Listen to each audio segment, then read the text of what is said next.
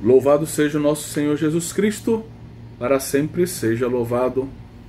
Queridos alunos do curso de Sacramento da Ordem, vamos iniciar uma nova aula. Em nome do Pai, do Filho e do Espírito Santo. Amém. Invoquemos o auxílio divino. Vinde, Espírito Santo, enchei os corações dos vossos fiéis e acendei neles o fogo do vosso amor. Enviai o vosso Espírito e tudo será criado e renovareis a face da terra. Oremos. Ó Deus, que instruístes os corações dos vossos fiéis com a luz do Espírito Santo, fazei que apreciemos retamente todas as coisas, segundo o mesmo Espírito, e gozemos sempre de sua divina consolação. Por Cristo Senhor nosso. Amém.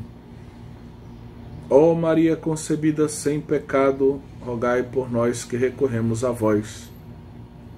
Em nome do Pai, do Filho e do Espírito Santo. Amém. Estamos preparados para entrar na segunda parte do capítulo 4 do nosso curso. Capítulo 4 tem como título A Natureza do Ministério Ordenado. Na aula passada, aprofundamos o primeiro tópico. Apresentamos o ministro ordenado à luz da exortação apostólica Pastores da Buvobis, de modo especial do seu número 15, como uma representação sacramental de Cristo, cabeça da Igreja. Explicamos como esse título cunhado, essa expressão cunhada pelo Papa João Paulo II na exortação apostólica de 1992, ele se baseia no ensinamento do concílio. E como o ensinamento do concílio é herdeiro de uma expressão de Pio XII na encíclica Mediator Dei. E como Pio XII, ele uniu, por assim dizer, uma tradicional expressão do âmbito da liturgia sacramental, a expressão in persona Christi, com a ideia de capitalidade de Cristo presente na teologia da graça de Santo Tomás de Aquino, como, por exemplo, a gente vê na terceira questão da terceira parte da Suma. E por isso, Pio XII abriu o caminho para o concílio, dizendo que o ministro ordenado celebra a Eucaristia de um modo diferente dos demais cristãos, porque ele celebra a Eucaristia em nome de Cristo, cabeça, né, associando a capitalidade de Cristo o modo com o qual o ministro ordenado celebra a Eucaristia. O Concílio Vaticano II amplia esse discurso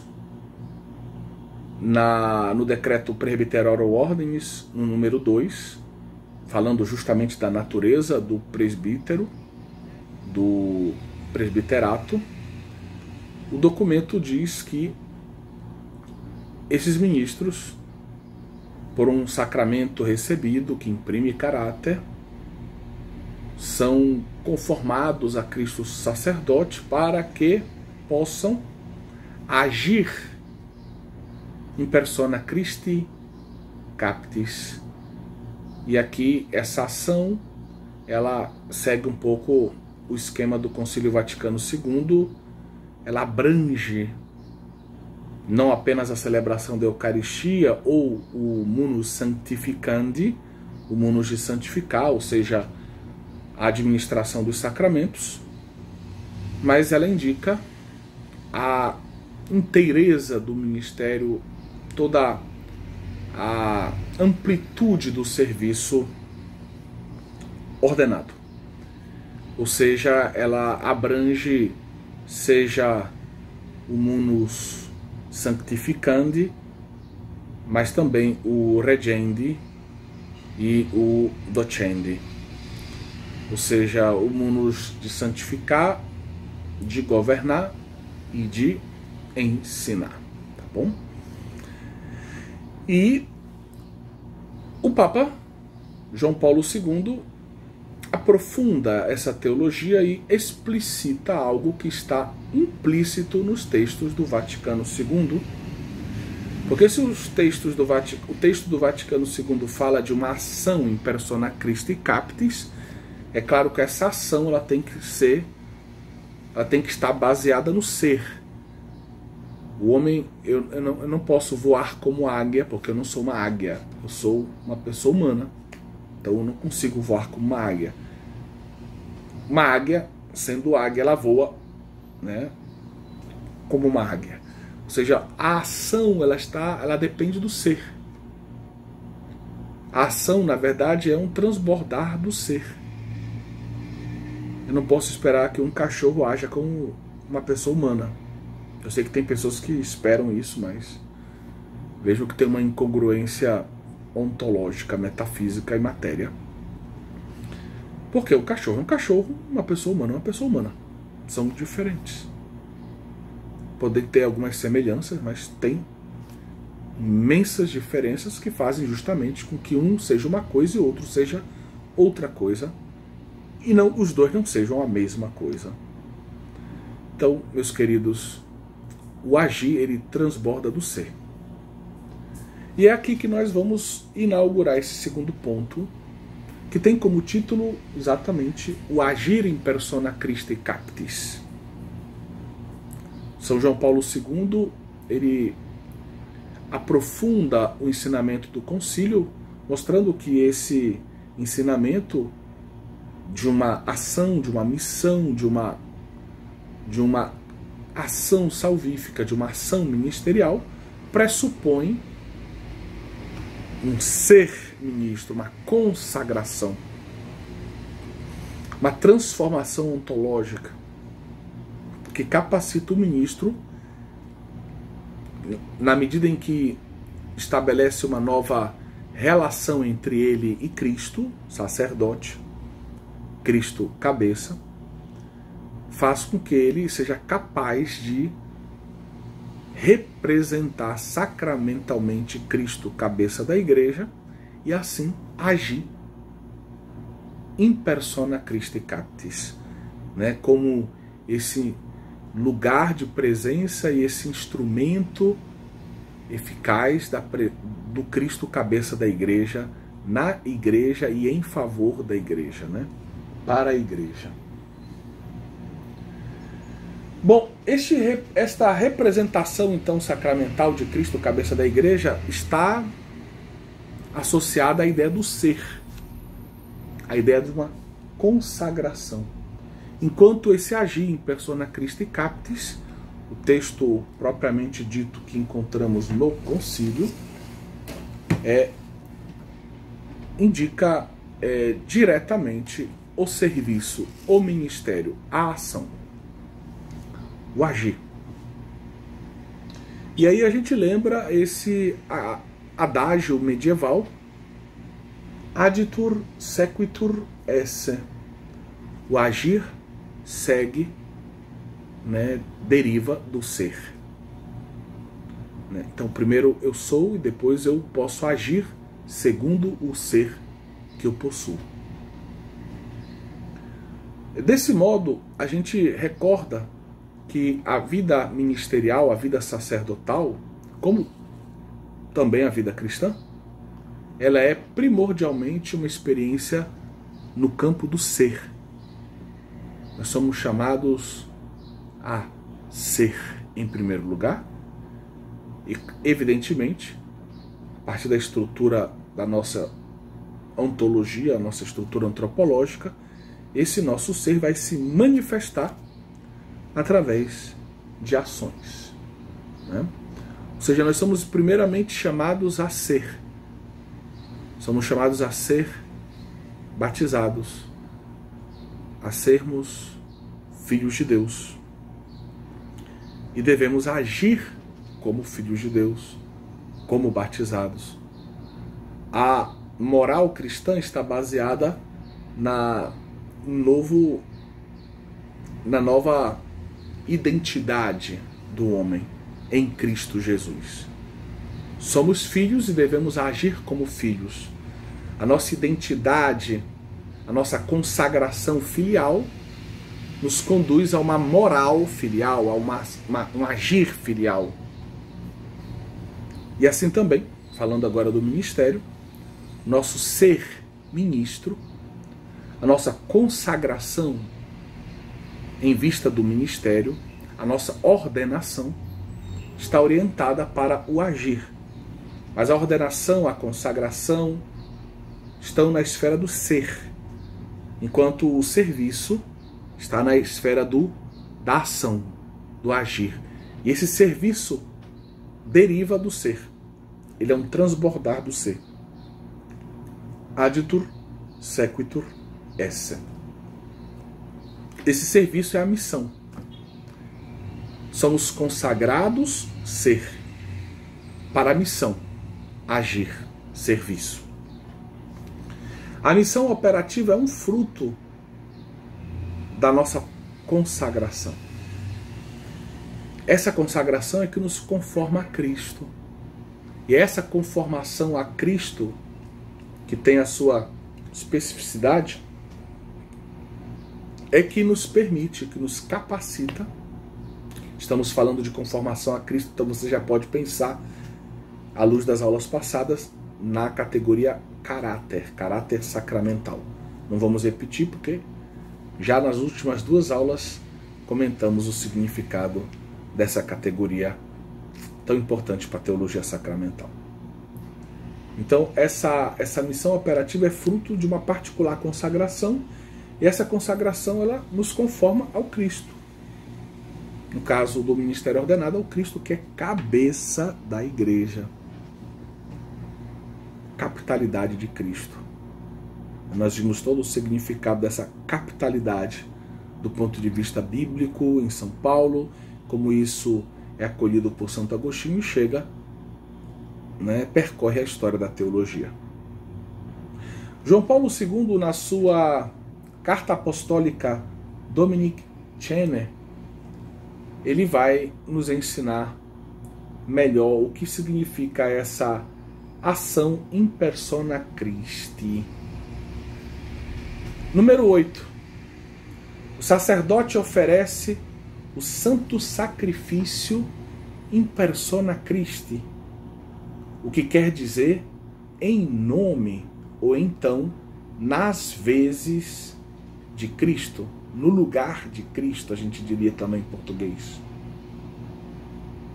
In persona, isto é, na específica e sacramental identificação com o sumo e eterno sacerdote, que é o autor e o principal sujeito do seu próprio sacrifício, no que não pode, na verdade, ser substituído por ninguém.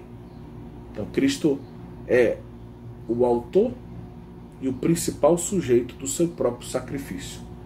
Então, ninguém pode substituí-lo. O sacerdote celebra no lugar do Cristo, mas esse no lugar não é substituindo Cristo. Nesse no lugar, fazendo as vezes do Cristo, em nome de Cristo, significa que Cristo toma o seu lugar através do sacerdote na celebração, age através do sacerdote, realiza eficazmente a obra salvífica através do sacerdote, que se coloca inteiramente à sua disposição, sacramentalmente à sua disposição. Só ele, somente Cristo, podia e sempre pode ser verdadeira e efetivamente propiciador pelos nossos pecados, e não só pelos nossos, mas também pelos do mundo inteiro. Só ele pode ser aquele que expia, que perdoa, que apaga os nossos pecados e os pecados do mundo inteiro. Somente o seu sacrifício de mais ninguém podia e pode ter valor propiciatório diante de Deus, um valor expiatório diante de Deus. Aqui a gente toca em vários elementos da soteriologia. Eu remeto à importância do tratado da soteriologia e aos nossos estudos em matéria. Se você ainda não estudou soteriologia, você pode encontrar várias aulas de soteriologia no nosso canal YouTube, na playlist Soteriologia.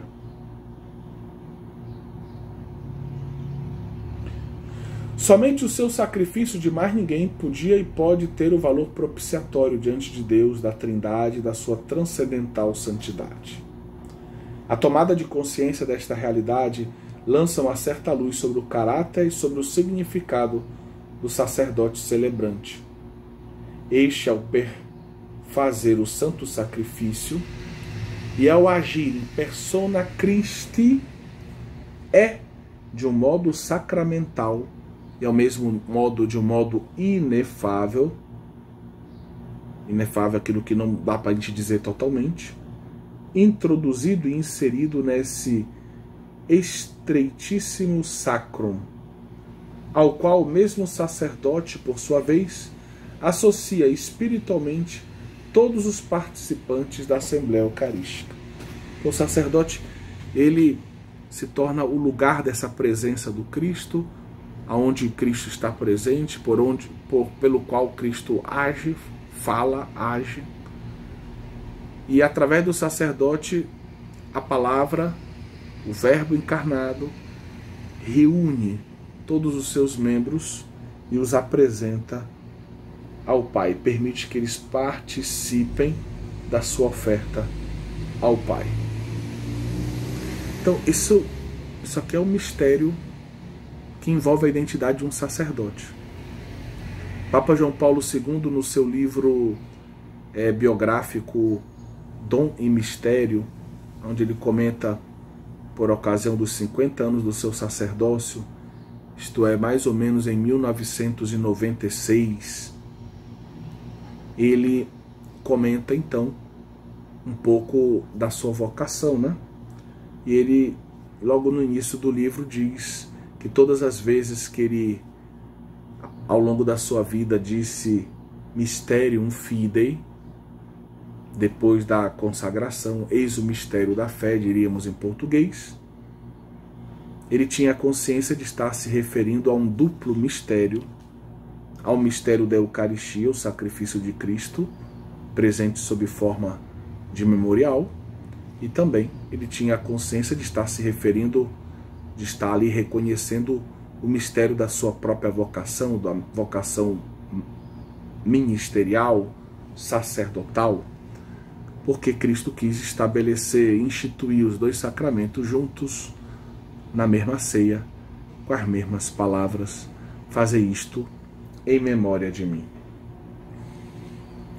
Essa expressão, in persona Christi captis, é utilizada pela Presbyterorum Ordinis, número 2, para descrever o agir sacerdotal em toda a sua amplitude da tria munera, como nós já dissemos, e não apenas o munus sanctificandi, como, digamos, nós poderíamos imaginar.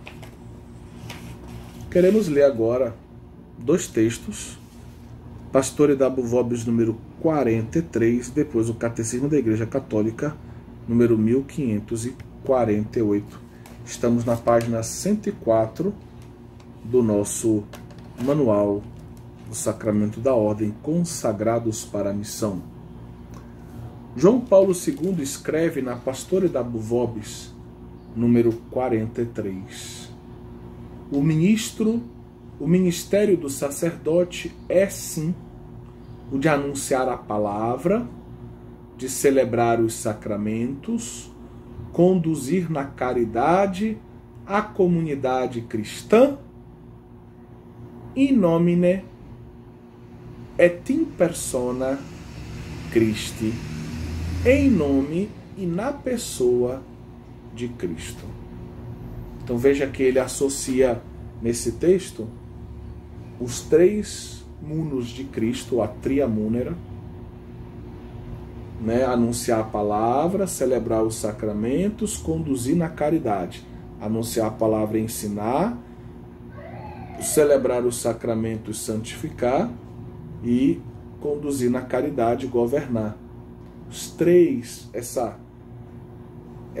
esquema da triamúnera é apresentado como sendo a missão do sacerdote, que faz tudo isso em nome e na pessoa de Cristo, né? E a gente poderia acrescentar Cristo cabeça.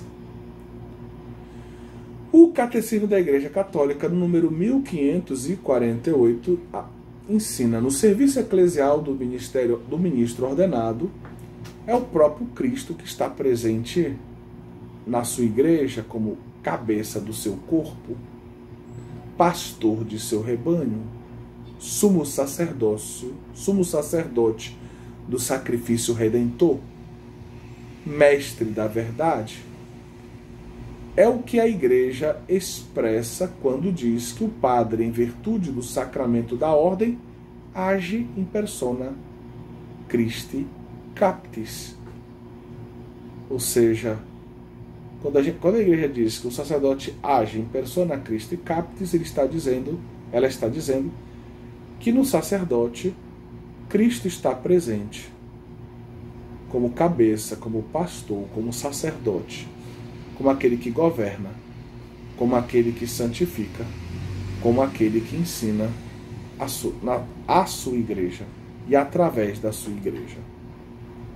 O ministro ordenado age na pessoa de Cristo cabeça quando exercita em favor da igreja a sua tríplice missão, que continua do Cristo, quando ele exercita a tríplice missão do Cristo como partícipe da sua capitalidade, certo?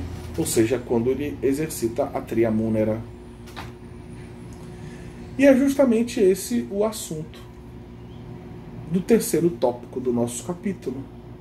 Queremos aprofundar agora a triamúnera, o que é seu significado. Nos documentos do Concílio Vaticano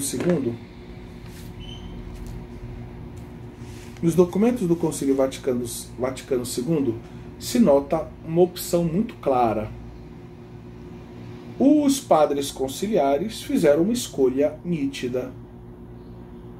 Apresentaram o ministério, né, de Cristo e também o ministério, a missão de cada cristão, usando o esquema da triamúnera, da tríplice missão de Cristo. Foi uma opção consciente. O uso não é esporádico, é sistemático. O uso faz com que a gente tenha uma linguagem relativamente comum para se falar de igreja e a sua relação com Cristo.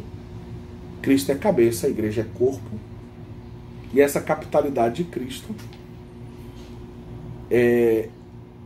se manifesta através do seu governo amoroso, do seu ensinamento, né, de serviço e também da sua ação santificadora. Mas além de definir, de apresentar o ministério de Cristo, a missão de Cristo, usando o esquema da triamúnera, e diga-se de passagem, esse esquema não é novo, é um esquema que provém, na verdade, do século XVI. Pelo que sabemos, o primeiro a utilizar esse esquema da triamúnera sem o nome latino, mas com o conteúdo que esse esquema possui, foi exatamente João Calvino, o reformador, que o aplicou a Cristo para mostrar como Cristo pudesse ser entendido à luz dessas três categorias de profeta, rei e sacerdote. Essa ideia de Calvino acabou passando nesse âmbito da cristologia, aonde ela nasce, para a teologia católica também, não só no âmbito da cristologia, mas ela foi entrando também na reflexão, digamos assim, eclesiológica. E aí o Concílio Vaticano II colhe essa ideia que já está presente, diga-se de passagem, na Mystic Corporis de Pio XII. Nessa encíclica de 1943, Pio XII ele usa esse esquema para falar do episcopado e do presbiterato, deixando de lado o diaconato, até porque o diaconato permanente na Igreja Latina, ele vai ser, por assim dizer, vai ser permitida a reintrodução dele depois do Concílio Vaticano II. Então, na época de Pio XII, o diaconato é apenas uma passagem para o presbiterato, é um tempo de serviço em vista do presbiterato, é o diaconato temporário, como nós chamamos, né? Então, por causa disso, faltava uma verdadeira teologia do diaconato.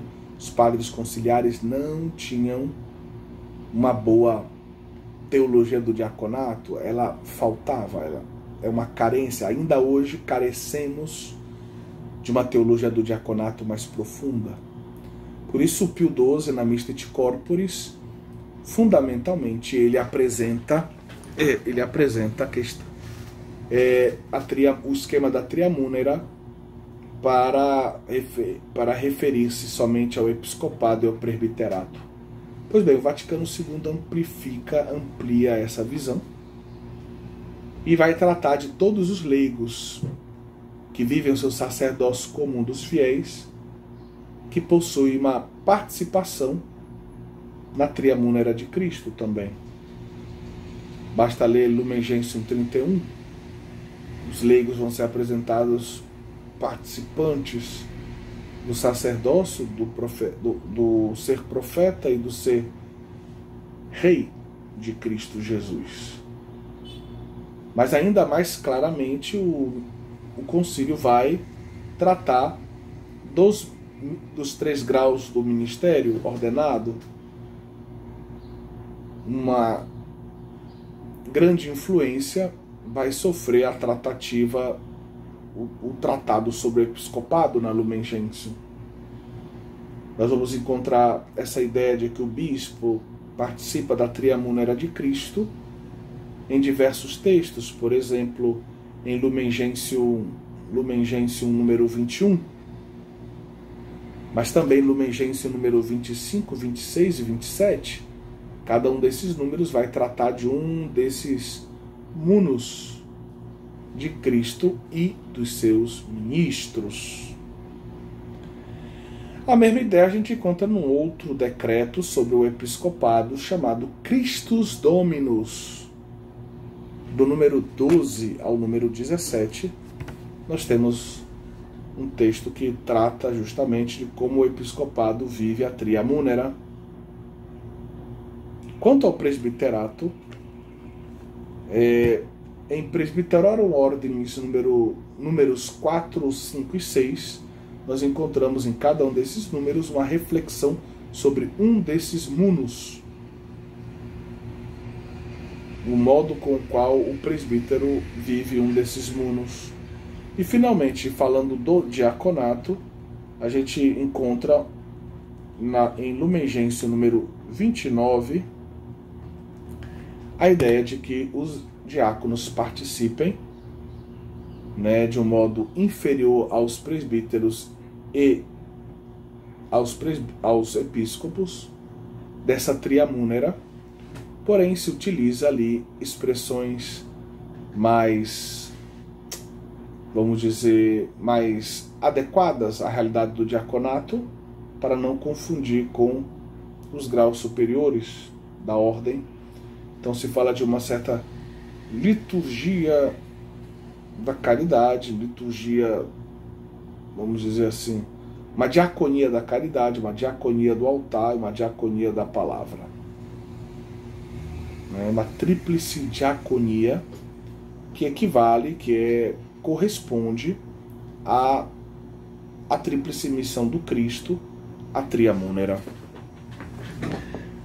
Bem, esse esquema, ele serve, como nós dissemos, tanto para designar a ação de Cristo cabeça em favor da igreja e da humanidade, quanto para indicar, designar a participação dos fiéis na missão salvífica de Cristo.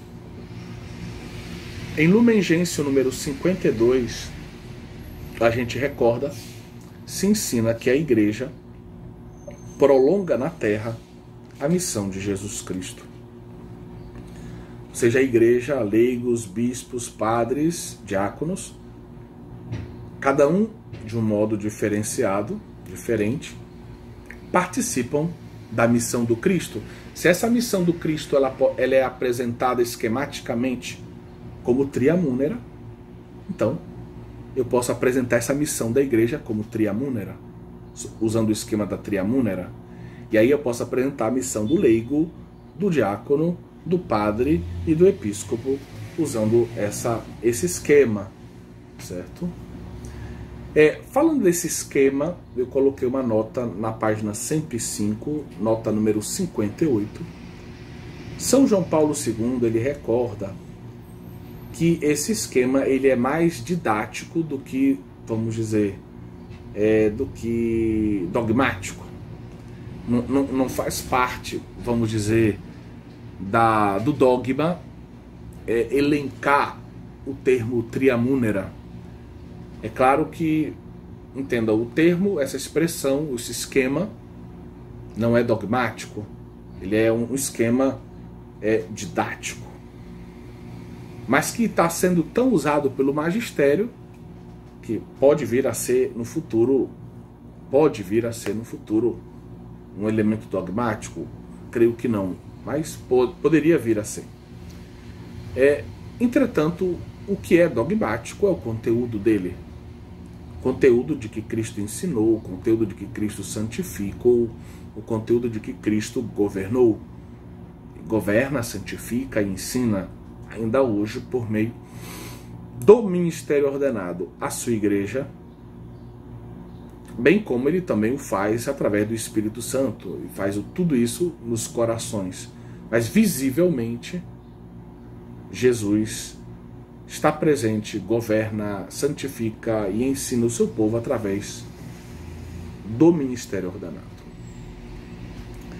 Papa São João Paulo II, ele diz que talvez melhor do que dizer 3 missões de Cristo, o ideal seria talvez dizer uma tríplice missão,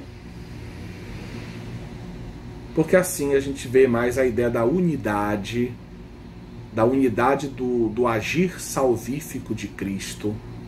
Quando eu falo 3 missões, parece que são 3 realidades que a gente pode entender como desassociadas uma da outra, independentes uma da outra.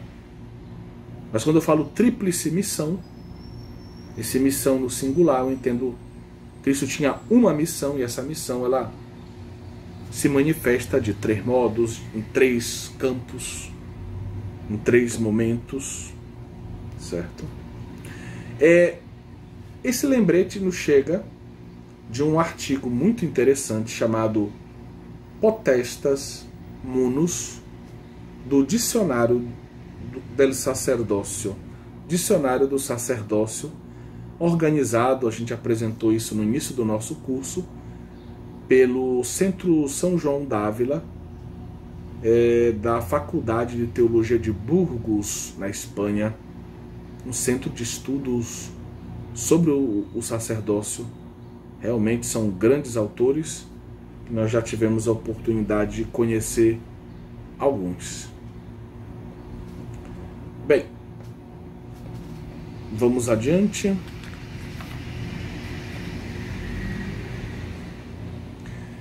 Quase todos os documentos magisteriais pós-conciliares vão seguir um pouco esse ensinamento, essa estrutura pedagógica, esse esquema escolhido pelos padres conciliares para falar da missão do Cristo e da missão dos seus ministros na igreja. Não raramente, esse esquema é utilizado justamente para explicar a missão capital de Cristo.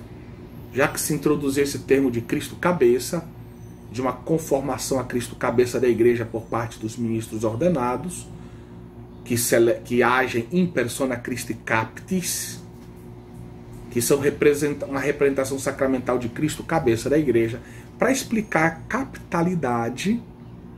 Muitos documentos magisteriais pós-conciliares, depois do Vaticano II, usam o esquema da Tria Munera. Dizem que a capitalidade é ensinar, governar e santificar. Nós queremos ler justamente o número 1581 do Catecismo da Igreja Católica como exemplo. Pela ordenação, recebe-se a capacidade de agir. Veja que interessante. Agir como representante. Ele une. O Catecismo da Igreja Católica, ele sai na sua primeira versão no ano de 1993. Na segunda versão em 1997. Então nós estamos ali praticamente juntos com a Pastores da Vobis. Então é interessante, pela ordenação, recebe-se a capacidade de agir como representante. Agir, Presbiterório Ordem número 2, representante, Pastores da Vobis número 15, representante de Cristo, cabeça da igreja, é o que ele diz, na sua tríplice função de sacerdote, profeta e rei. Para explicar o que é esse representante de Cristo, cabeça da igreja, ele tem uma tríplice função, esse que é a cabeça da igreja, ser sacerdote, profeta e rei. Catecismo da Igreja Católica, número 1581. Uma leitura atenta dos textos conciliares, segundo Hélio Castellucci. O Castellucci é um autor muito importante do período pós-conciliar.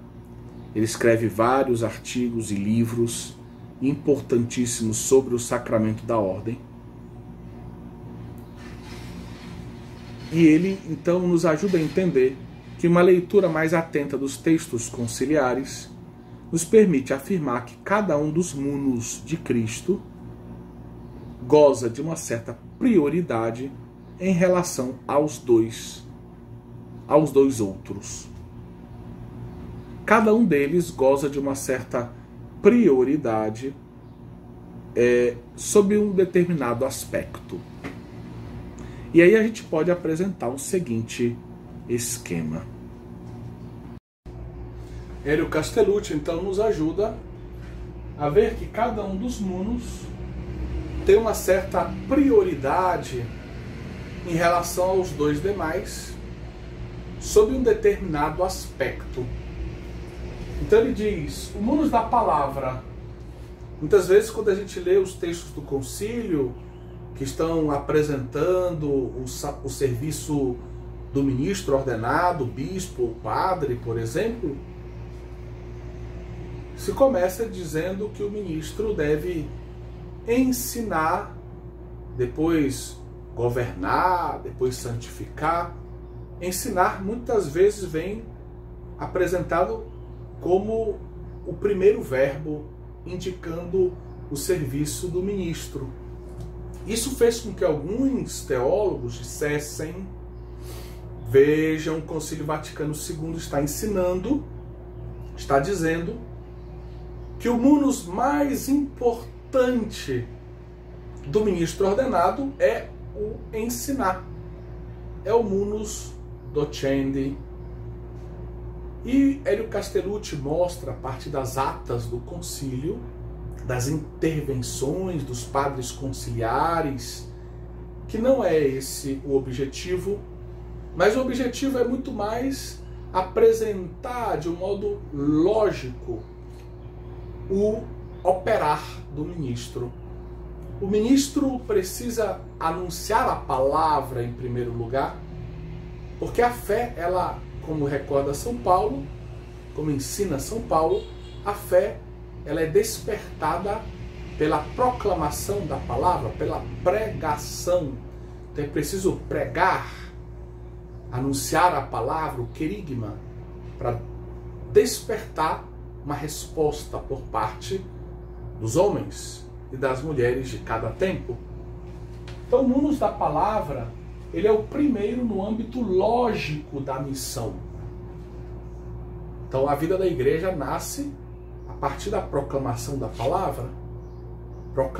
Proclama-se a palavra, como a gente vê em Pentecostes, e diante da força da palavra, o Cristo proclamado, testemunhado pela igreja, os homens reconhecem o seu pecado e aderem pela fé ao Cristo, se fazem batizar, percorrem o caminho dos sacramentos, o caminho digamos, de obediência aos pastores instituídos pelo próprio Cristo. Mas tudo deve começar pelo anúncio da palavra. Então, o primeiro no âmbito lógico da missão, porque a fé nasce pela pregação. Isso nós podemos ler lá em Presbyterorum Ordinis, número 4. Número 4 fala do ensinamento, número 5 fala do ministério, digamos, de santificação, e número 6 fala do governo. Munus sacramental, ou eucarístico, ou ainda, como tradicionalmente a gente chama, munus sanctificandi, munus de santificar. São os sacramentos. O ministro ordenado é o administrador dos sacramentos. Ele é o primeiro no âmbito ontológico ou qualitativo. Essa é a missão mais importante do ministro. É a missão, digamos, primordial do ministro. E não é, vamos dizer, apenas uma opinião pessoal essa que eu estou expondo. Não é só a opinião do Hélio Castellucci ou do padre João Paulo, mas a gente atesta isso através de textos do concílio mesmo e de outros documentos magisteriais. Recordando que a Eucaristia é a fonte, o ápice de toda a vida e de toda a atividade da igreja. E incluem-se aqui também a pregação e o governo. A Eucaristia é a fonte, o culmine, o ápice de toda a vida, de toda a ação da igreja. E a gente já poderia acrescentar, à luz de Presbyterorum Ordinis número 5, é o centro da vida da igreja. Fonte, ápice, centro. A Eucaristia é, digamos, o sacramento mais importante, é a principal ação de um ministro. Não há nada que o ministro possa fazer de mais importante do que celebrar a Eucaristia. Não há nenhuma outra ação que a igreja possa fazer mais importante do que celebrar a Eucaristia. É fonte de toda a vida, é ápice de toda a vida, é fonte de todas as ações, é ápice de todas as ações da igreja, a Eucaristia. É centro, coração pulsante da vida eclesial. Como Santo Agostinho dizia, a igreja vive da Eucaristia. E nós podemos entender essas ideias lendo o Presbyterorum Ordinis número 5, Lumen Gentium número 11. Por favor, não deixem de ler esse texto. E o Catecismo da Igreja número 1324. Finalmente, o munus pastoral. O munus pastoral, para quem conhece um pouco a vida do padre, sabe que o padre, numa paróquia, muitas vezes gasta mais tempo com a administração da paróquia, participando dos grupos da paróquia, estando com as pessoas, conversando, fazendo direção espiritual, orientando, do que, propriamente dito, o tempo que ele dedica às celebrações eucarísticas enquanto tal, ou aos demais sacramentos. Se a gente pegar assim o número de horas que o padre trabalha numa paróquia e dividir entre os 3 munus, a gente vai ver que o munus pastoral tem o primeiro lugar. É o primeiro no âmbito quantitativo. É o que exige mais do ministro ordenado. Ele se desgasta, ele gasta o seu tempo, às vezes não tem tempo nem para si mesmo, nem para o seu próprio lazer direito, porque ele tem que estar sempre ali, vivendo ao lado da sua comunidade, participando dos aniversários, das reuniões, comendo salgadinho com o povo, mas também chorando e rindo, participando dos momentos alegres e difíceis da vida das suas ovelhas. É um ministério ligado, esse do governo, à caridade. A caridade digamos assim, é extensa, é exigente. Por isso, é o primeiro no âmbito quantitativo da extensão. Presbiterório Ordem número 6 ilumina bem essa verdade. Então, quando a gente lê a Presbiterório Ordens, especialmente o número 5, a gente vê, e a gente quer dar uma palavrinha sobre isso, a gente vê quão importante é a gente reconhecer esse primado do munus sanctificandi, que a coisa mais importante que há na vida de um padre, na vida de um ministro ordenado, é a celebração da Eucaristia. Vamos ler então 2 trechos. Primeiro, sempre de Presbiterório Ordens número 5, a Eucaristia aparece como fonte e a coroa de toda a evangelização. Ou seja, toda obra evangelizadora, ela nasce da Eucaristia e ela encontra o seu ápice na Eucaristia, a sua coroa na Eucaristia. Isso é importante a gente pensar como critério. A gente fala muito de evangelização, temos que evangelizar. Mas qual é o critério? Como é que eu sei como está a evangelização na vida de uma pessoa, o quanto ela esteja evangelizada?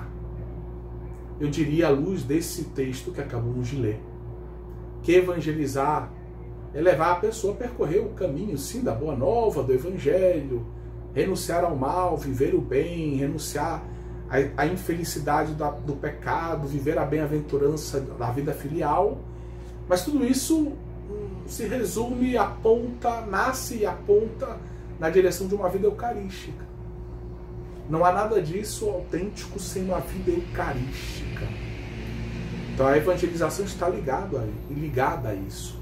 Ela nasce, ela tem a coroa dela, é a vida, é a Eucaristia. Então a pessoa que vai sendo evangelizada é uma pessoa que vai vivendo melhor, participando mais ativamente, mais frutuosamente da Eucaristia. Isso significa vai se confessando, vai mudando de vida. Porque participar da Eucaristia não é só ir para a missa no domingo, é ir aprendendo com o Cristo Eucarístico a viver como Filho de Deus. Aprendendo a dimensão do sacrifício, aprendendo a dimensão da fraternidade, aprendendo a dimensão da missão da vida cristã. E tudo isso nasce e conduz à Eucaristia. Então, é muito importante a gente levar isso em consideração. A participação na Eucaristia é um critério, essa participação ativa, frutuosa, profunda, transformadora, que dá forma à nossa vida, ela é um critério desse caminho de evangelização. Né? Eu evangelizo não apenas para ter mais mão de obra na minha vida paroquial, mas para ter homens e mulheres eucarísticos. Homens e mulheres que vivem o mistério da Eucaristia e que vivem na sua vida a potência da Eucaristia. A Eucaristia dá forma a tudo que eles são, a tudo que eles fazem. Né? vidas eucarísticas. E um outro texto que vale a pena a gente citar, o banquete eucarístico, no final da Presbiteral Ordem número 5.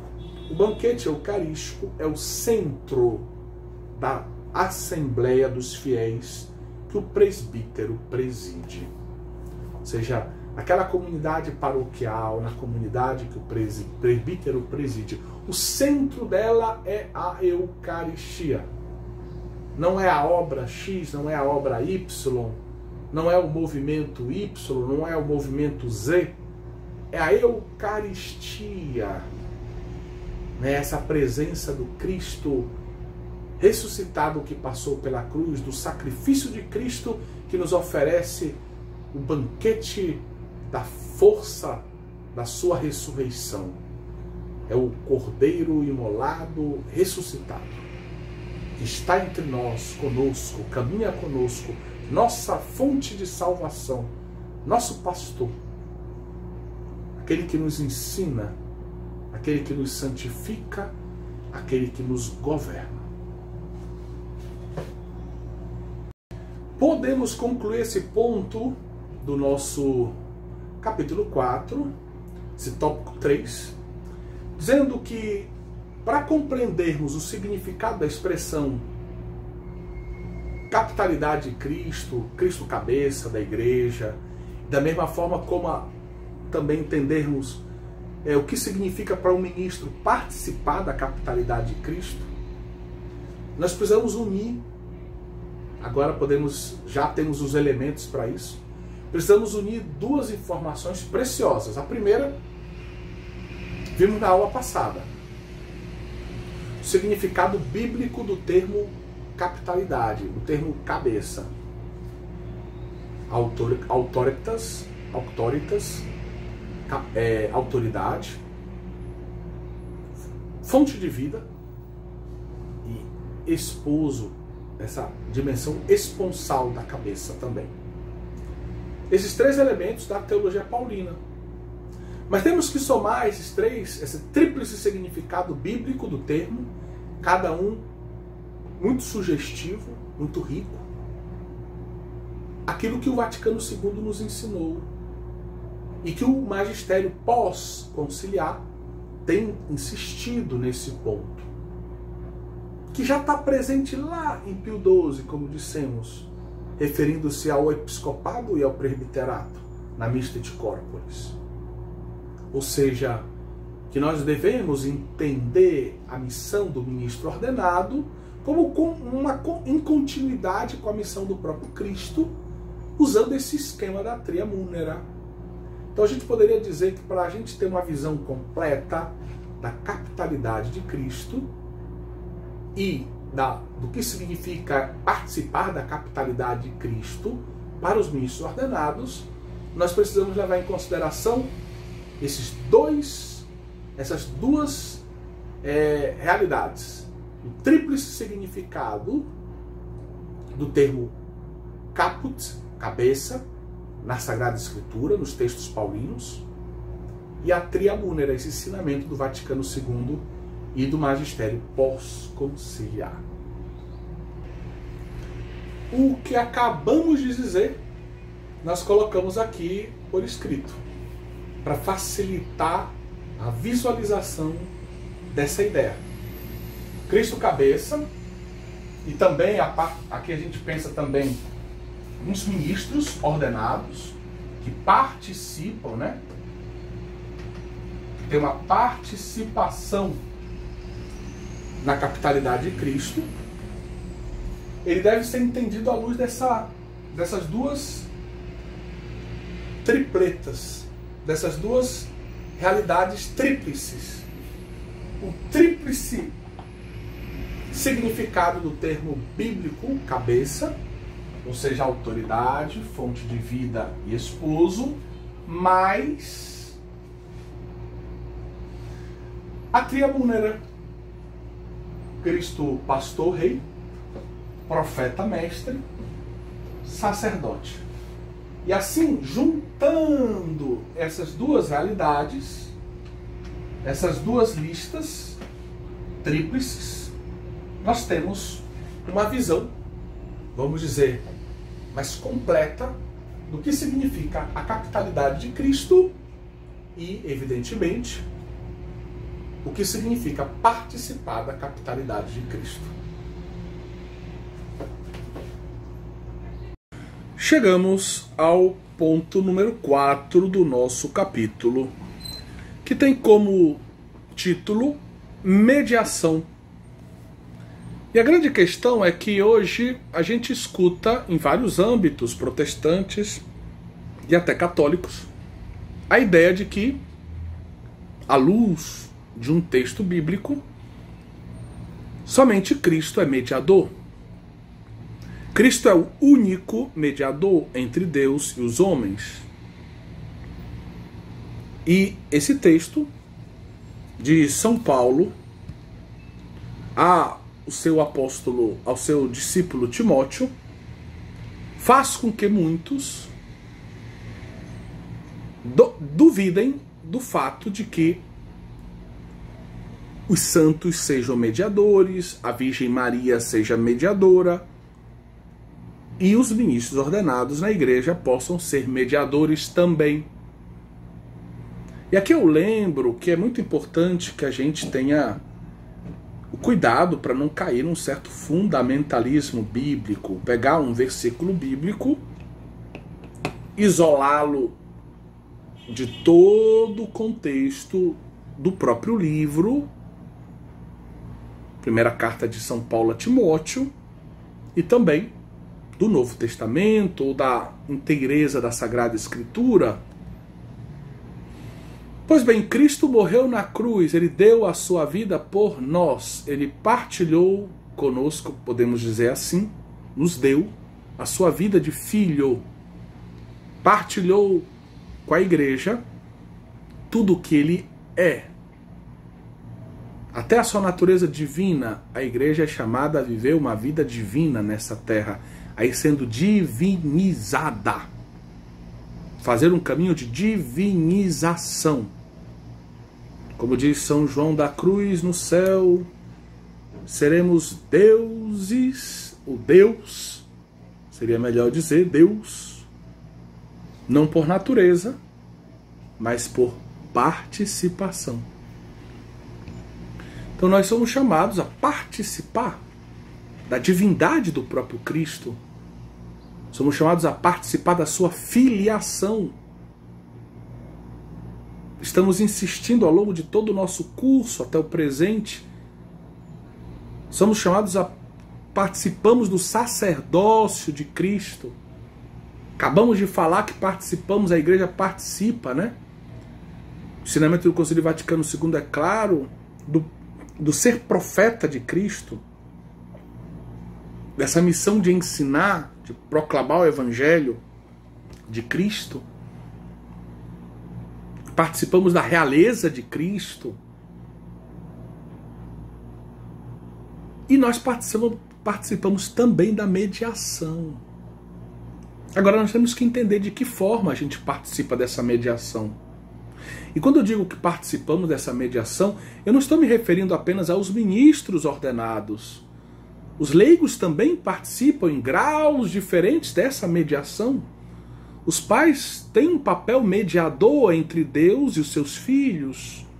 Os catequistas, os amigos.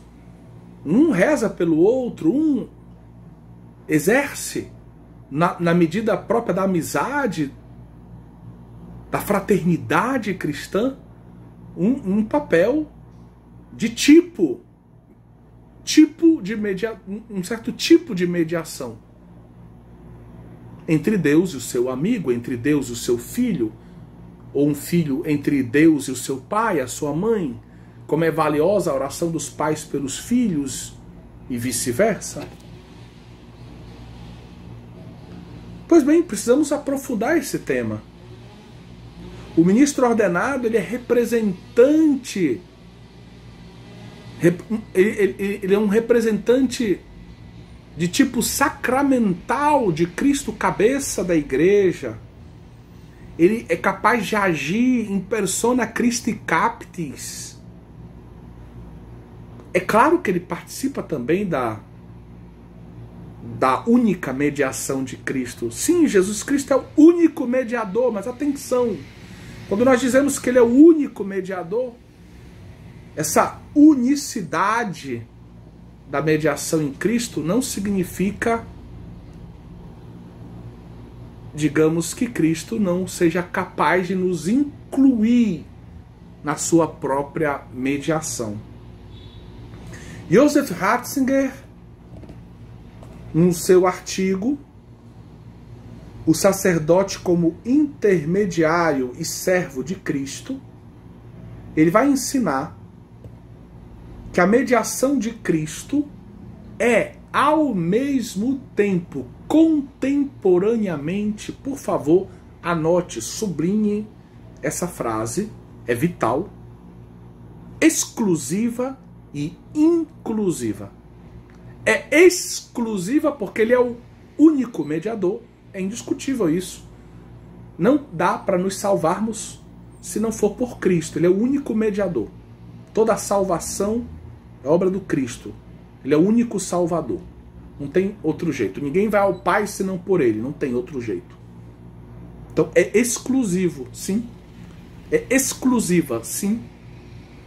Mas essa exclusividade em Cristo, pela natureza teândrica de Cristo, divino-humana, ela é também inclusiva. Ela está aberta para que nós participemos dela. E participamos dela em graus diferentes. E aí a Virgem Maria ocupa o grau máximo, nessa mediação participada, ou mediação subordinada, se você quiser. Certo?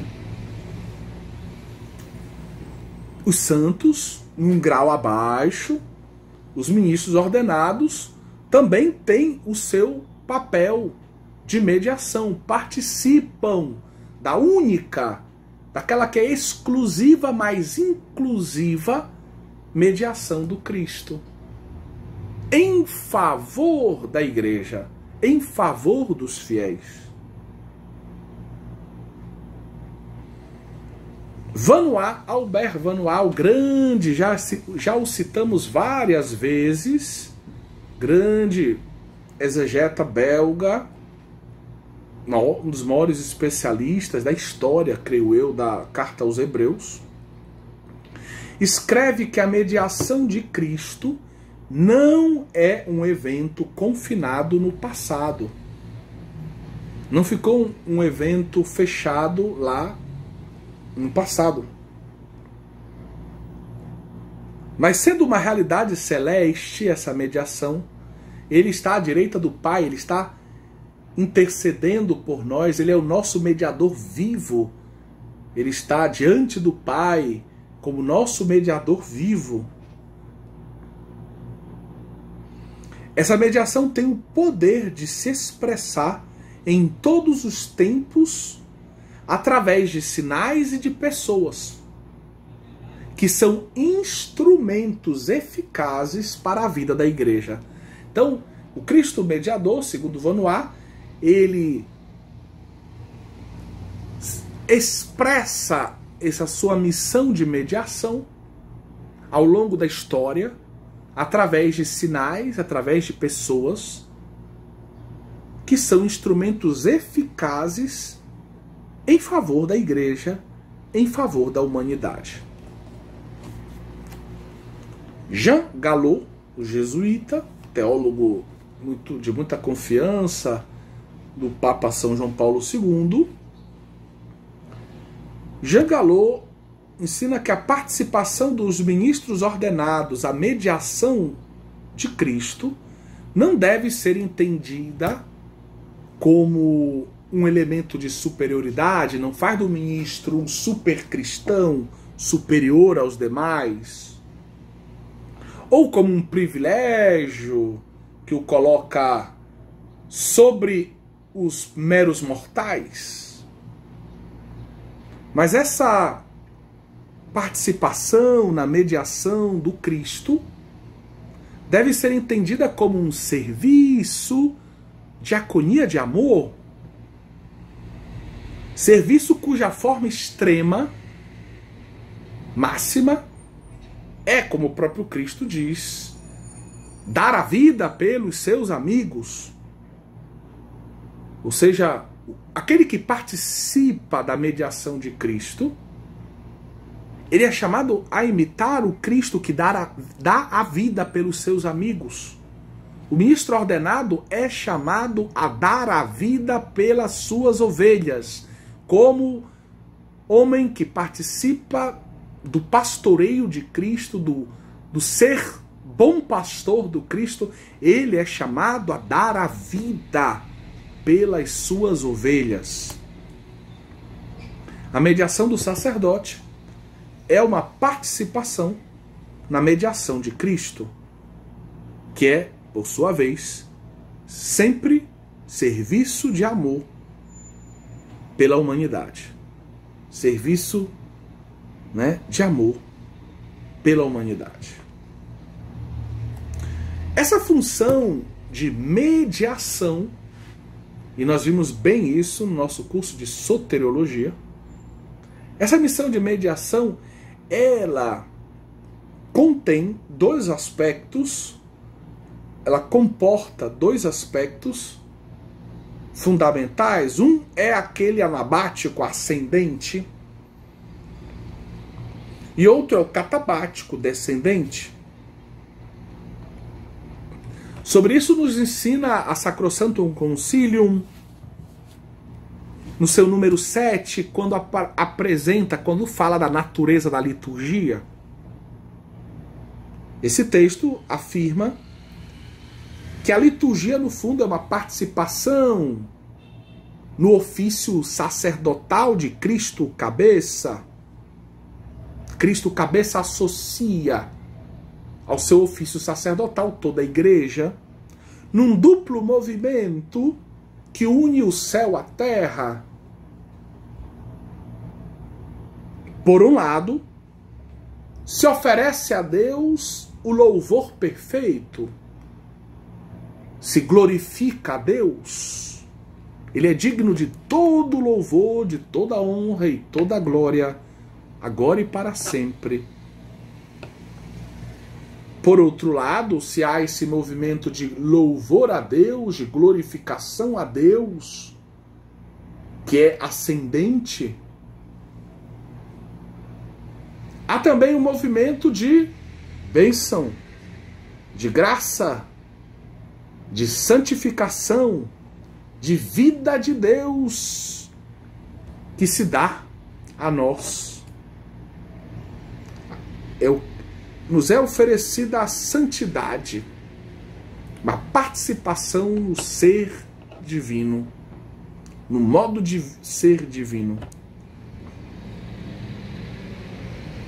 Então, é importante, na mediação tem essa ideia dupla. O elemento ascendente, a glorificação de Deus, perfeita, louvor perfeito a Deus, e o elemento descendente, ou catabático, ou seja, a santificação dos homens. Agindo in persona Christi Captis, os ministros ordenados participam dessa única mediação de Cristo, exclusiva e inclusiva, e se tornam assim instrumentos pelos quais o corpo de Cristo, a igreja, unida a Cristo, evidentemente, oferece ao Pai em Cristo, ou poderiam até dizer por Cristo, com Cristo e em Cristo, o seu louvor. E Deus derrama a luz da sua verdade, a graça na vida dos homens. Que belo, que bela vocação, que privilégio, não no sentido de que sejamos superiores aos demais cristãos, mas que privilégio podermos estar unidos a Cristo em favor dos nossos irmãos, unidos ao Cristo, o sumo sacerdote, cabeça, em favor dos nossos irmãos, para elevarmos por Cristo, com Cristo e em Cristo o louvor perfeito a Deus. E para sermos instrumentos da vida de Deus que se derrama sobre os homens para santificá-los. Quinto tópico do nosso capítulo: para uma teologia do sacramento da ordem. O que nós notamos depois do Concílio Vaticano II é que a imagem relativa ao sacerdócio ministerial entrou em uma profunda crise. A gente precisa falar um pouquinho dessa crise, né?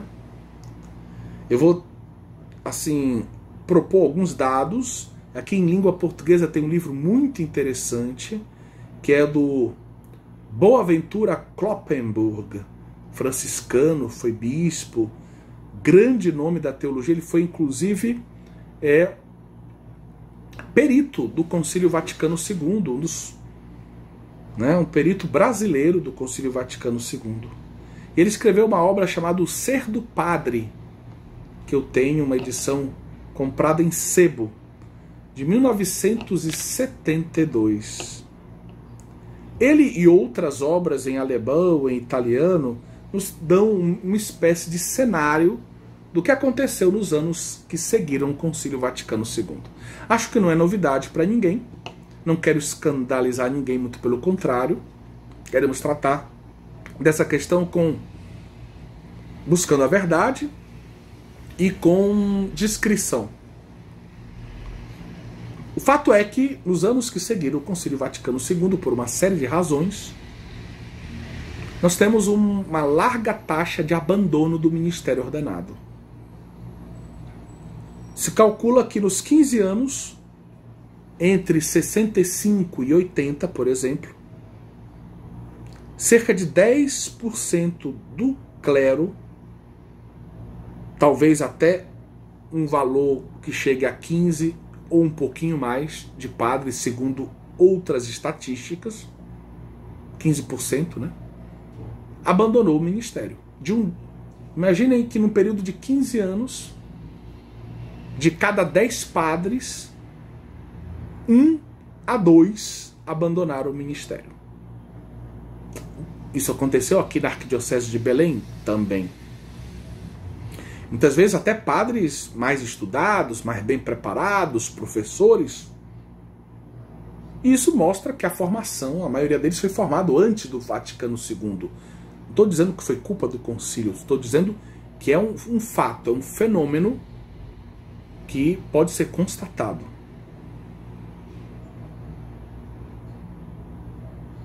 Alguns, chegando aos anos 90, falam de 80 mil sacerdotes tendo deixado o sacerdócio.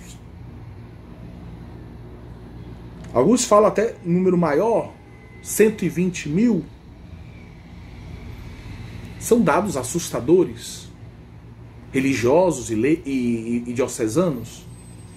São dados assustadores, de todo modo. E essa crise, ela passa também por uma certa perspectiva nova de reflexão, de compreensão do ministério ordenado. No meio dessa crise, se coloca em questão, mas o que é o ministério ordenado? O que é o ser padre? O que é ser padre nessa igreja que está mudando, com essa liturgia que está mudando, com esse diálogo com o mundo, onde a gente não sabe exatamente quem tem razão. As coisas eram um pouco confusas, os anos 60 foram difíceis. 68 foi um ano bem complicado, culturalmente falando, onde todo tipo de autoridade era vista como negativa. Começou nas universidades, foi se propagando esse movimento, era proibido proibir, toda autoridade passou a ser vista com desconfiança, e de repente quem tinha autoridade se sentiu um pouco em crise também com isso. E ao mesmo tempo Como fazer uma teologia desse ministério ordenado agora? Tem uma novidade no concílio. Como traduzir essa novidade, mas também sem perder toda a riqueza da teologia passada. A gente não pode criar uma teologia do nada, como alguns queriam. Arrasar o caminho, esquecer toda a teologia do ministério ordenado e produzir uma nova. Não. A teologia não vive assim. A teologia, ela parte das fontes, e ela leva em consideração toda a tradição, tudo que o magistério já disse. Então, isso são elementos fundamentais da vida do teólogo. Estavam em questão os fundamentos da teologia sacerdotal, recorda Hélio Castellucci, em um belíssimo artigo que tem como título Há 30 anos do decreto Presbyterorum Ordinis, um artigo que ele publicou na revista Escola Católica, La Escola Católica que nós temos na nossa faculdade católica de Belém, no ano de 1996. A gente pode dizer que, de um modo geral, nós temos duas tendências teológicas no período pós-conciliar, que se antepunham, que se opunham. O primeiro modelo, ele está mais em sintonia com a reflexão teológica anterior, está mais em continuidade com a reflexão teológica pré-conciliar. E essa tendência, ela parte do fato de que eu não posso dizer quem é o ministro ordenado senão, à luz do Cristo. Ou seja, eu tenho que partir do Cristo e dizer a partir do Cristo quem é o ministro ordenado. O ministro ordenado, ele participa do ser do Cristo. A dimensão cristológica é essencial. No segundo modelo, na segunda tendência, que tentou, vamos dizer, de certa forma, se libertar da teologia anterior, construir uma novidade, propor uma novidade, mas às vezes exagerando nessa novidade, até o fato de rejeitar o aspecto cristológico do ministério ordenado, que é muito grave, foi a tendência de tentar construir uma reflexão sobre o ministério ordenado a partir da eclesiologia. Ou seja, a partir da igreja, já que o concílio é um concílio, como dizia Karl Rahner, da igreja sobre a igreja, já que a igreja é o tema principal do concílio, vamos construir uma teologia do ministério ordenado agora nova, a partir da igreja. Enquanto o primeiro modelo corre se exagerar, se pensar só no Cristo e esquecer a igreja, por exemplo, corre o risco de um cristomonismo. O segundo modelo corre um risco contrário, que é o risco do eclesiomonismo. Ou seja, o primeiro modelo corre o risco de uma reflexão que percorre o caminho na busca da identidade do ministério ordenado somente à luz do Cristo, esquecendo que esse ministério é para a igreja. E isso faz com que a gente chame isso de cristomonismo, como se só existisse a coordenada Cristo e não a eclesiológica. E a gente leu Pastor Idabo Vobis, número 12, e viu que o ministério ordenado também tem uma dimensão eclesiológica, que não é a primordial, mas é importante e não pode ser dispensada. E o risco do outro modelo, do modelo da teologia da novidade, era aquele de uma igreja, de um ministério ordenado dito somente à luz da igreja, como se fosse possível dizê-lo sem a luz do Cristo. Isso a gente chama exclusivamente à luz da igreja, esse ministério ordenado essa reflexão seria eclesiomonista, eclesiomonismo, é assim que a gente chama, né?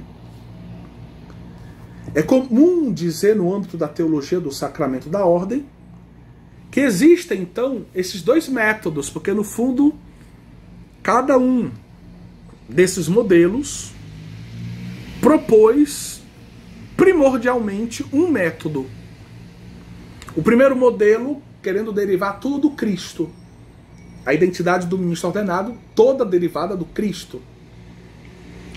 Podendo exagerar até chegar, vamos dizer, na margem do cristomonismo. E o segundo modelo, querendo derivar tudo da igreja. Podendo chegar até o extremo do eclesiomonismo. Então, os dois métodos que a gente apresenta aqui agora, de um modo muito simples, seria o método da indução eclesiológica e o da dedução cristológica. O da dedução cristológica é aquele que tenta deduzir do Cristo quem é o ministro ordenado. Ou seja, como o ministro ordenado, ele participa do ser do Cristo, eu olho para Cristo, vejo como Cristo é, o Cristo cabeça, e o ministro ordenado participa da capitalidade de Cristo, então eu faço uma analogia. Então ele participa disso, disso, disso, ele é isso, isso e isso. Então eu deduzo. A dedução, do ponto de vista da matemática, é o método mais seguro. Se você estudar um pouquinho matemática, não tem tempo para falar disso agora, mas do ponto de vista da matemática, o método dedutivo, uma dedução, ela é segura. Agora, o outro método, que é o da indução eclesiológica, ele é inseguro, né? Vou dar um exemplo aqui que aconteceu com uma pessoa que eu conheço. A pessoa estava numa estrada, indo de Milão para Roma, e vamos dizer que essa estrada tinha 400 quilômetros. A cada 50 quilômetros tinha um grande restaurante, com McDonald's, comida, etc. Então passou o primeiro, passou o segundo, passou o terceiro, passou o quarto, passou o quinto. E essa pessoa disse, a cada 50 quilômetros tem um restaurante grande. E aí os companheiros da viagem disseram, vamos parar para comer? Aí ele falou, daqui a 50 quilômetros vai ter outro, já que já passaram 250 quilômetros, e no próximo a gente para. Só que não teve. Isso aí ele usou o quê? A indução. A experiência me leva a poder, dos casos particulares, tentar chegar a uma regra geral. Então, dos casos particulares, eu tento construir uma regra geral. Mas muitas vezes eu erro. Porque às vezes tem exceções e não dá certo. Então, o método indutivo é perigoso. A dedução não, eu parto de uma regra geral e aplico a um caso particular. E como é regra geral, então dá certo. Certo? Então o método indutivo é o método associado a essa visão, a indução eclesiológica, de que eu posso dizer o ministério ordenado apenas a partir da igreja, mas ele é perigoso. Então eu não posso dizer tudo que o ministro é só à luz da igreja, porque o ministro é algumas coisas que a igreja não é, como um todo. A igreja toda, ela não pode celebrar a Eucaristia, o ministro pode. A igreja toda, não são todos os membros da igreja que podem confessar uma pessoa. O ministro pode. Então ele tem algumas características que não estão presentes em toda a igreja, que eu só entendo à luz do Cristo, daquela missão que Cristo confiou a ele de modo especial. Assim como o Pai me enviou, eu vos envio. Então eu tenho que olhar para o Cristo. Nesse método que vamos chamar aqui de dedução cristológica, que é seguro, nós temos grandes autores como Ratzinger, como Jean Galot, como o Gréchac, né? Vou até pegar aqui, eu acho que eu tinha trazido para cá, trouxe sim, vou pegar aqui, esse manual do Gréchac, Ser Sacerdote Hoje, né? Um belíssimo livro em espanhol. Depois nós temos o Gozzelino, também o italiano, como representante do método da indução cristológica, que tenta construir tudo à luz da igreja, que é perigoso, porque o ministro ordenado tem características próprias, às vezes diferentes do corpo eclesial, para servir o corpo. São especificidades para o serviço do corpo. Nós temos autores, um italiano, Severino Dianic, que eu li bastante, e o Schillebeck, que é um nome muito conhecido da teologia. Certo? Então, nós poderíamos mostrar esse esquema da seguinte forma para vocês, para tornar talvez mais fácil. Vejam, colocamos aqui um esquema. Vamos ver se explicamos e se esse esquema te ajuda agora a entender melhor aquilo que acabamos de dizer. Então, nós notamos que depois do Concílio Vaticano II existem duas fortes tendências. A primeira é a da dedução cristológica, que busca deduzir o que o sacerdócio é, o ministério ordenado é, a teologia do sacramento da ordem, a partir do Cristo, da cristologia. E ela está em profunda sintonia com a teologia pré-conciliar, em continuidade. Enquanto nós temos outros autores como Dianic e Schillebeck, que propõem, à luz da novidade do concílio, uma nova abordagem da teologia do ministério ordenado. E agora se propõem, né, eles propõem um método que nós poderíamos chamar de indução eclesiológica, o método número 2, aonde de baixo, a partir da igreja, se busca dizer o que é o ministério ordenado. Só que o ministério ordenado, como eu disse, tem elementos que não se encontram em todo o corpo eclesial, porque são próprios da participação especial desse ministério ao Cristo cabeça, para estar a serviço da igreja. Então tem elementos que se encontram aqui que não se encontram em todo o corpo da igreja. Então não dá para deduzir da igreja tudo o que o ministério ordenado é. É um erro metodológico. Então a indução eclesiológica, ela se manifesta, se apresenta como um método errôneo, limitado e errôneo para, digamos, a elaboração de uma teologia do ministério ordenado. E o que, na verdade, a gente vai notar é que, depois de um certo embate inicial, a tendência hoje da teologia é unir essas duas tendências. É justamente propor uma teologia do ministério ordenado que leve em consideração tanto o aspecto cristológico quanto o eclesiológico, sabendo que o eclesiológico ele nunca pode ficar no mesmo patamar do cristológico. Por quê? Porque, evidentemente, a igreja existe por causa do Cristo.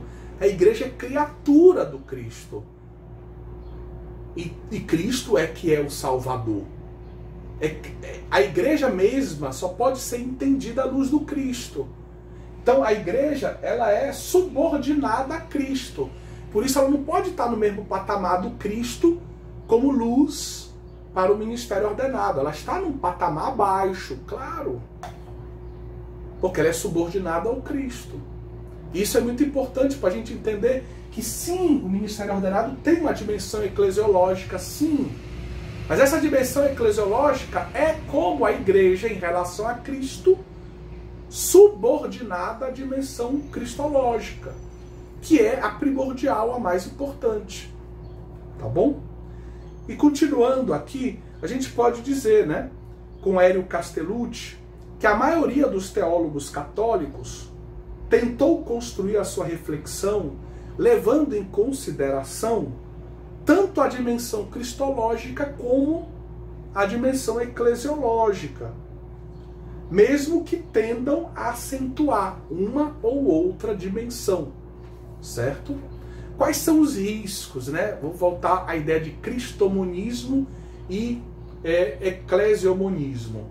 Se eu exagerar muito nessa dedução cristológica e esquecer totalmente a dimensão eclesiológica, aí eu vou estar, digamos, no extremo de uma reflexão sem a igreja, que eu chamo de cristomonismo. Tudo parte do Cristo e ponto. Se eu, da mesma forma, exagerar no método da indução eclesiológica, esquecendo qualquer elemento cristológico, eu vou estar cometendo um pecado, um erro gravíssimo teológico, né? Não tem teologia não cristológica, claro, não crística, mas vou estar cometendo um erro gravíssimo do ponto de vista metodológico, que eu chamo de eclesiomonismo. Eclesiomonismo. Então o grande, vamos dizer assim, o grande desafio da teologia contemporânea é encontrar esse equilíbrio. Um equilíbrio entre a dimensão primordial, mais importante, que é a cristológica, e a dimensão que é muito importante, que faz parte, um componente essencial também do ministério ordenado, mas não é o primeiro, que é o elemento cristológico. Porque o elemento cristológico é subordinado ao cristológico, como a igreja é subordinada a Cristo. Certo? Vou desenhar mais uma coisa para vocês aqui.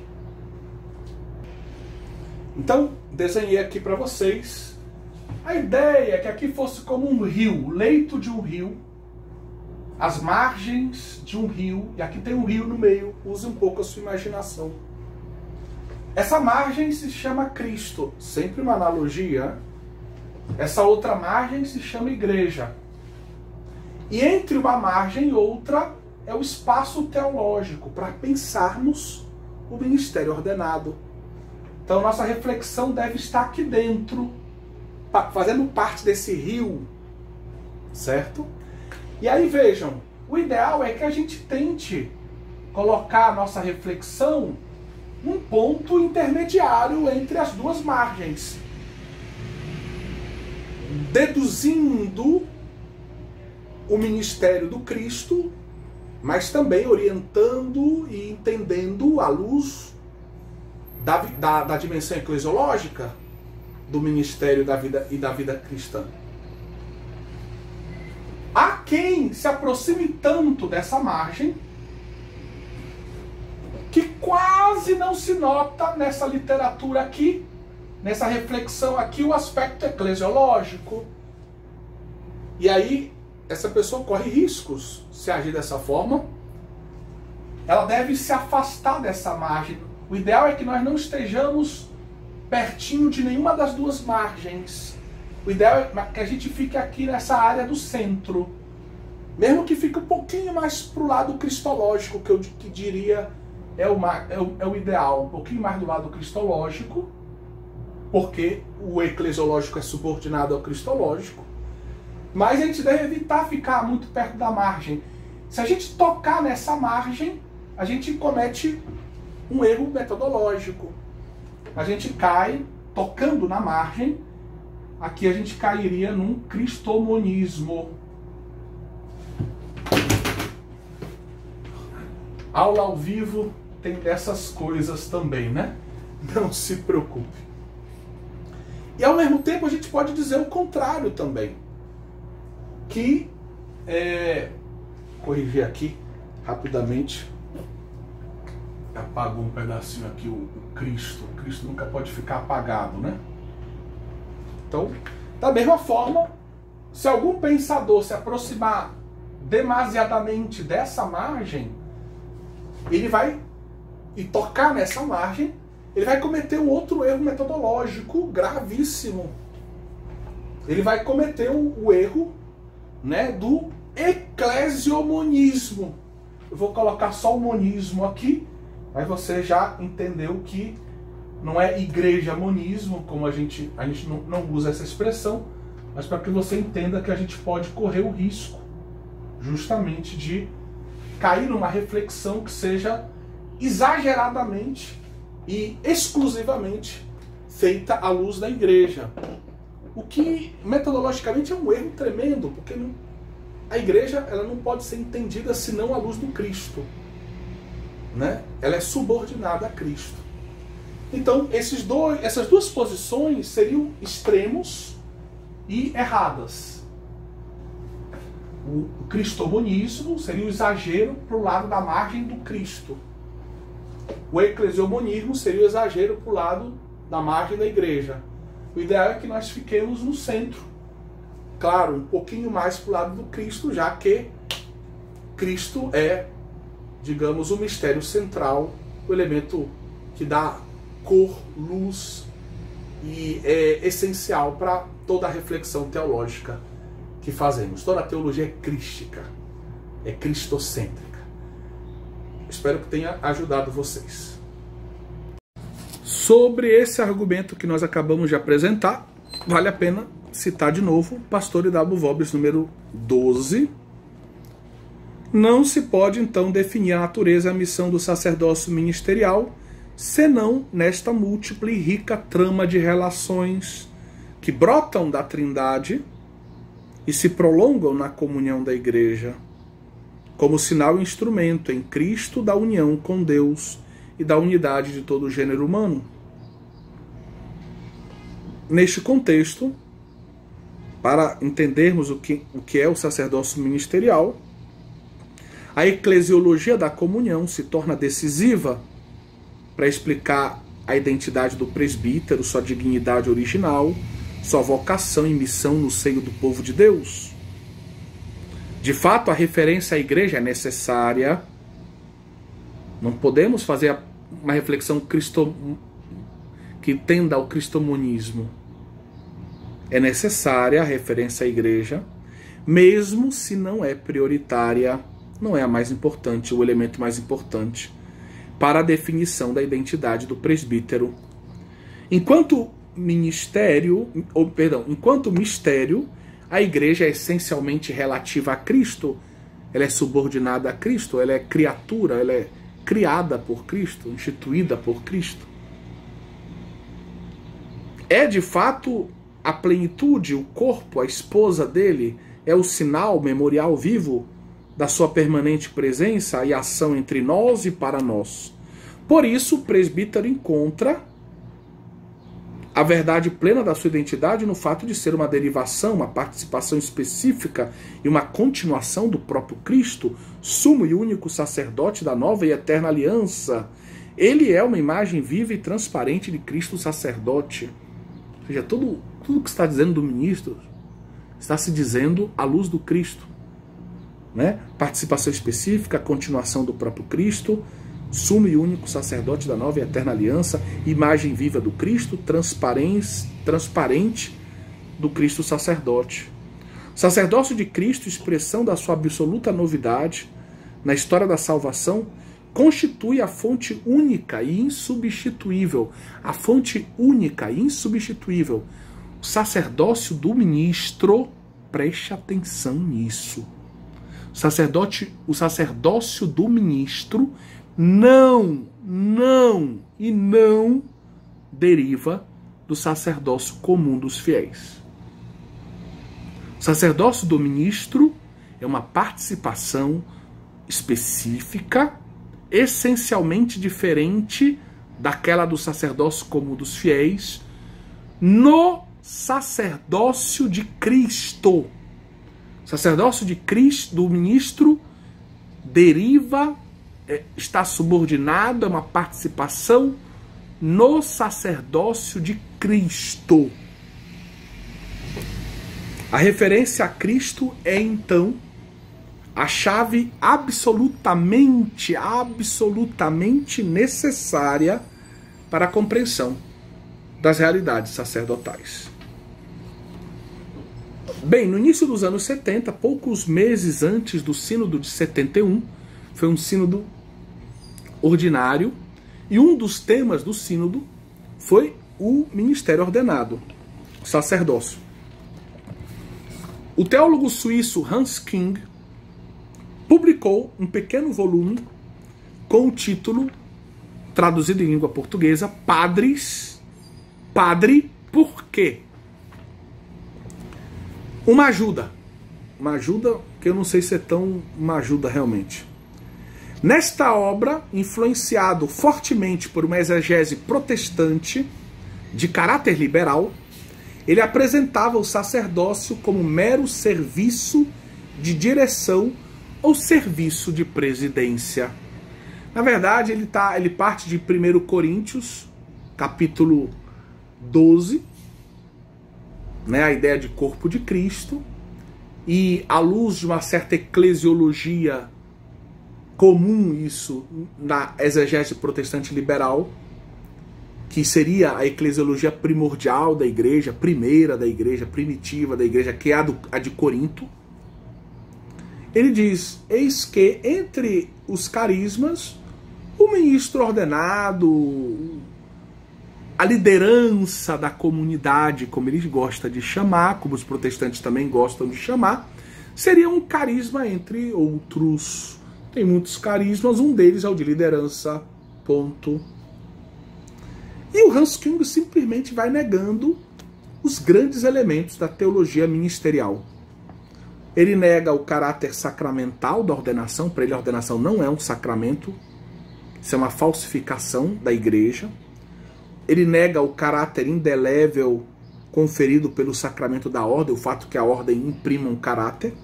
Ele diz que o caráter, toda a doutrina do caráter é uma invenção de Santo Agostinho. Ele nega uma verdadeira diferença teológica e ontológica entre episcopado e presbiterato. Para ele é a mesma coisa. Essa é uma questão de escolhas pontifícias, alguém ser padre ou ser bispo, porque que aquele fulano é bispo da diocese, porque aquele outro é só o padre daquela paróquia. E vai assim negando os grandes elementos da doutrina ministerial.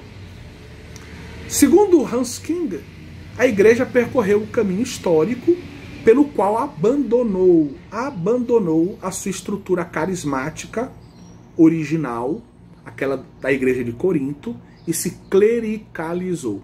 Esse clericalizou-se é sinônimo de institucionalizou-se.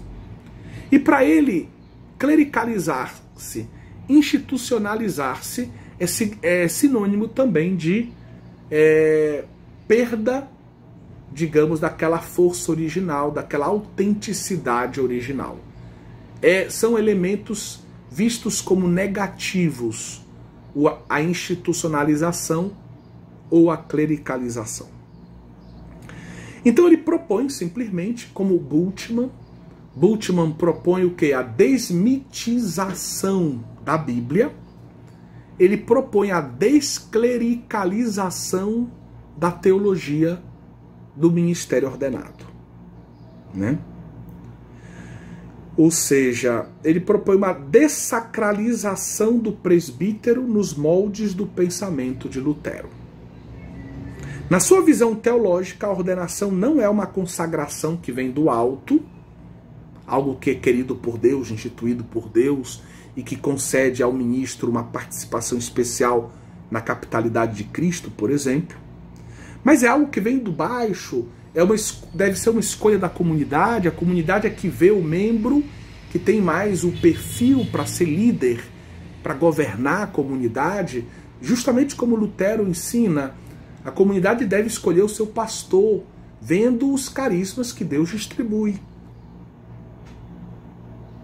Então, o fator decisivo seria um carisma de presidência. Tem o carisma de presidência, governa, seja quem for, mulher, homem, criança e etc. Os ministros não têm função de mediação. Ele nega completamente a ideia de mediação. A salvação é infusa por Deus no coração dos homens diretamente. A igreja é apenas uma expressão social da nossa adesão à fé em Cristo. É vamos dizer, a assembleia daqueles que aderiram ao Cristo diretamente. Esse teólogo vai influenciar muitos outros teólogos católicos, né? Hans King hoje ele vive à parte da Igreja Católica, como por exemplo o Leonardo Boff, o Schillebeck, o Schonenberg também. Essa provocação do Hans King, é difícil ler a obra dele, eu li em italiano, realmente a gente vai ficando revoltado ao longo da leitura. Mas ela, quando a gente lê os padres da igreja, a gente fica feliz porque as heresias fazem com que os padres reflitam, escrevam e deem respostas maravilhosas aos erros da heterodoxia, né? Da heresia. Da mesma forma, essa provocação de Hans King vai mover a teologia do ministério ordenado a progredir. E aí muitos autores, teólogos católicos vão buscar responder a essa provocação, compondo, né, obras de teologia, na qual usa-se muito o esquema da triamúnera, porque é o esquema adotado pelo Vaticano II, mas, ao mesmo tempo, lembrando do aspecto cristológico e do aspecto eclesiológico também do ministério. Então a gente vai fazer agora um pequeno resumo dessas tendências, tá bom? Existem aqueles que, ao abordar o ministério ordenado, partem de um munus da triamúnera.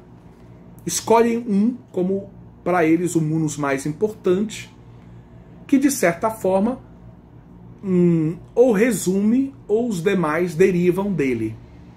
Ou ele resume os outros, os três, ou os outros dois de alguma forma derivam dele. E a gente vai apresentar então na ordem autores que partem do munus de ensinar. Para eles o munus de ensinar é o mais importante, né? Eles pegam literalmente os textos do Vaticano II. O ministro ensina, governa e santifica, ou ensina, santifica e governa. E eles acham que esse, então, é o munus mais importante. Esses autores também são, normalmente, alemães ou suíços. E eles têm buscam também fazer uma teologia de tipo ecumênica também, né? Que é uma dimensão importante do Vaticano II. Então, para eles, o ministro é, acima de tudo, o homem da palavra. O homem da palavra. Ele é o homem, ele é o profeta. E a gente pode citar aqui Karl Rahner, Karl Lerman e o italiano Severino Zienick também. Então eles defendem que o ministro ele governe a igreja pela palavra. A palavra tem a força de governar. A palavra ela é essencial para que haja os sacramentos. Sem a palavra não acontecem os sacramentos. Então, a palavra ela tem autoridade para governar, e a palavra é que pode realizar. Se eu botar água aqui, o ministro não disser, eu te batizo em nome do Pai, do Filho e do Espírito Santo, se eu pegar o pão, fizer todo o gesto da consagração, mas não disser, este é o meu corpo, este é o cálice do meu sangue, e assim por diante, não vai acontecer a transubstanciação, não vai acontecer o batismo, e não vão acontecer os demais sacramentos se não houver a palavra. Então, para eles, a palavra ela tem autoridade para governar, a palavra tem que pode realizar os sacramentos. Então, tudo parte da palavra, né? E são muito ecumênicos, como eu disse, uma teologia bem aberta ao ecumenismo. O segundo grupo são aqueles que apresentam o ministro como sendo o homem do governo. Ele é o pastor por excelência. A gente não usa essa imagem, né? O padre pastor, o bispo pastor, resume tudo aí. E aí nós temos grandes autores como Jean Galot, como von Balthasar e o Walter Casper também. E para eles essa imagem do governo resume as demais. Porque o pastor, ele fala, as suas ovelhas reconhecem a sua voz e obedecem. Então ele fala, Ele conduz as suas ovelhas também através da sua palavra. E o bom pastor dá a vida pelas suas ovelhas. Ele oferece uma vida nova às suas ovelhas, que é uma participação na sua própria vida, como Cristo fez. No fundo, o ministro, que é um bom pastor, oferece a vida do Cristo às suas ovelhas, e a vida do Cristo chega às suas ovelhas através dos sacramentos. Então o pastor, ele governa a igreja, as ovelhas, através da palavra e dos sacramentos. Há também o terceiro grupo, que são aqueles que apresentam o pastor à luz do munus primordial da santificação, principalmente à luz da Eucaristia. Então o ministro ordenado seria, acima de tudo, um sacerdote. É o caso de Lecuyer e do cardeal José Saraiva Martins. Então eles estão em profunda sintonia com a teologia pré-conciliar, e para eles o padre, a principal função do padre é celebrar a Eucaristia, como o Presbiteriano Ordem número 5 recorda, e por isso é o munus mais importante. Ele é principalmente um sacerdote. Esse sacerdote, ele tem a autoridade de governar a igreja, ele preside a Eucaristia e governa a igreja, e também ele é o responsável por anunciar a boa nova da palavra, não só enquanto celebra os sacramentos, mas também fora do exercício explicitamente sacramental, especificamente sacramental. Agora, tem outros autores que propõem, não querendo eleger um munus como o mais importante para deduzir dele os outros, ou para resumir os outros a partir dele. Existem outros autores que tentam partir de outras categorias, de outras ideias, e incluir na reflexão a tria munera. Vou citar aqui Ratzinger, que, por exemplo, oferece a ideia de missão. Para ele, a palavra de Cristo, assim como o Pai me enviou, eu vos envio, é central. A missão dos ministros é um prolongamento da missão do Cristo.